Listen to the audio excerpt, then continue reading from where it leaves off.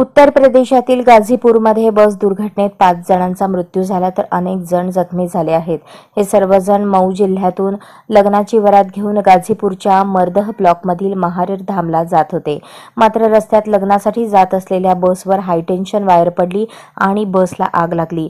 बसला आग लागली तेव्हा वधू ही त्या बसमधून प्रवास करत होती। सुदैवाने आईमुळे ती थोडक्यात बचावली। ही संपूर्ण घटना 11 मार्च दुपारी घडली। मऊ येथील राणीपूर पोलीस स्टेशन परिसरातील नंदू सरोज यांची मुलगी खुशबू हिचा विवाह गाझीपूरच्या माधवपूर येथील रहिवासी रामायण सरोज यांचा मुलगा तेज बहादूर सरोज याच्यासोबत ठरला होता।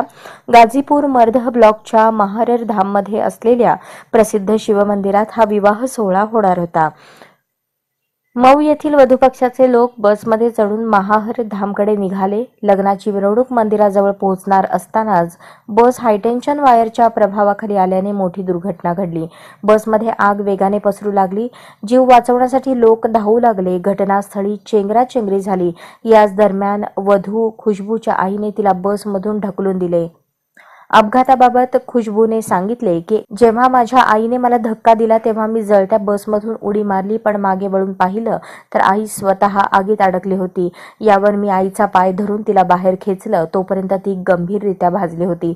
सर्वत्र आरडाओरडा झाला। बसमध्ये आग वेगाने पसरत होती। चालकाचा मृत्यू झाला होता, मात्र माझ्या आईमुळे मी वाचले। मुख्यमंत्री योगी आदित्यनाथ यांनी गाझीपूर बस दुर्घटनेची दखल घेतली आहे।